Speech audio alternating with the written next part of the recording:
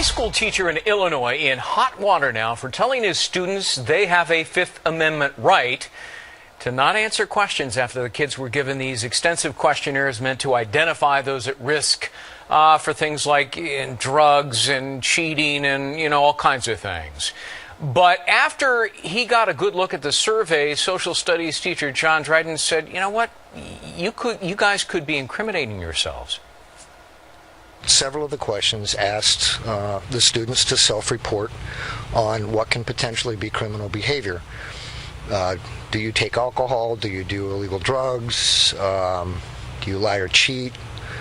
Do you smoke or chew tobacco? I'm not here to stir the pot. I'm just trying to protect my kids.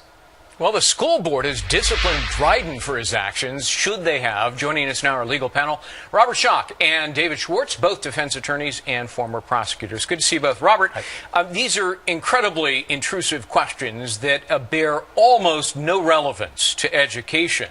So in terms of self-incrimination, did the teacher get it right? Absolutely. His gut reaction when he picked that survey up out of his mailbox was, wait a second, they're asking questions of potential illegal activity of my students, and his reaction to tell them, you have a right, his civics lesson, this social studies teacher to say, you have a right not to incriminate yourself, it was absolutely the right. He had just taught his students a week before the Bill of Rights. But David, you disagree. You think the teacher got it wrong. How so? Because there is no incrimination. Show me where the incrimination is. Just because you check a box that says you've done drugs in the past, there's no time, place of an occurrence. There's no chance. What if you go further as a student and you confess in a moment of, I don't know, morality that, I'm running a meth lab or I'm peddling coke? Well, there, you could be prosecuted.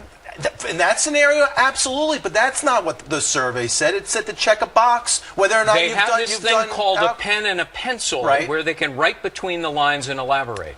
Well, look, what was being asked in that survey was not a Fifth Amendment issue. Therefore, the teacher got it wrong, and then therefore the school board had a right to discipline their teacher by doing something that's contrary to school policy. Robert, the superintendent said the Fifth Amendment doesn't apply here because the responses are protected by student privacy rules. That is utter nonsense. It's a joke, because all they would need to do is if for any reason during the course of this investigation they found out we have a very large drug problem at this school and any law enforcement gets involved, all they would have to do, subpoena, go to a court. The police department can get a hand of those documents very easily, a lot easier than the school makes them want to believe they can. By the way, I agree with that 100%. The privacy issue, that's a nonsensical argument. My argument is there is no Fifth Amendment because you are not incriminating yourself. Well, wait a minute. Underage drug use is, according to the superintendent, not a punishable offense. He's absolutely incorrect about that, too, isn't he? Incorrect, but there's no time, place, or occurrence. So you're not stating, I did drugs on such and such a date at such and such a place. You have no chance David's of being making arrested. a comeback here.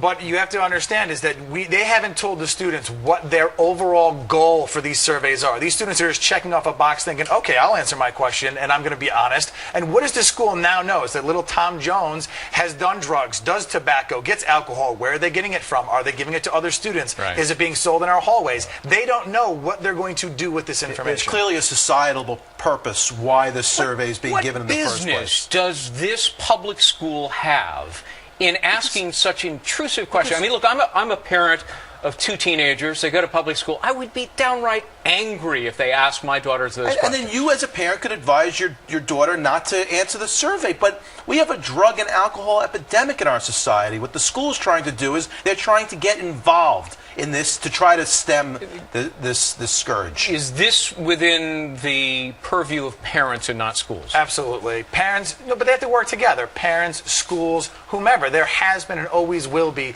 the ability of parents, and obviously they're the start, and the schools to maintain, look for warning signs, use the resources they have in the schools and the guidance counselors to help to identify the students who need help. Parents have rallied around Dryden, the teacher. 4,000 people have signed a petition, and it looks to me like the school board and the superintendent may be at risk here and not John Dryden. Yeah, well, my argument is not that they made the right decision. My argument is they had the right to make the decision. Yeah. So what if they singled him out only and other teachers were doing the same thing? Well, look, then get rid of equal protection, due process. Well, then that's another issue. Absolutely. Get rid of the school board. That's my answer. Robert Schoch, David Schwartz. Good to see you both.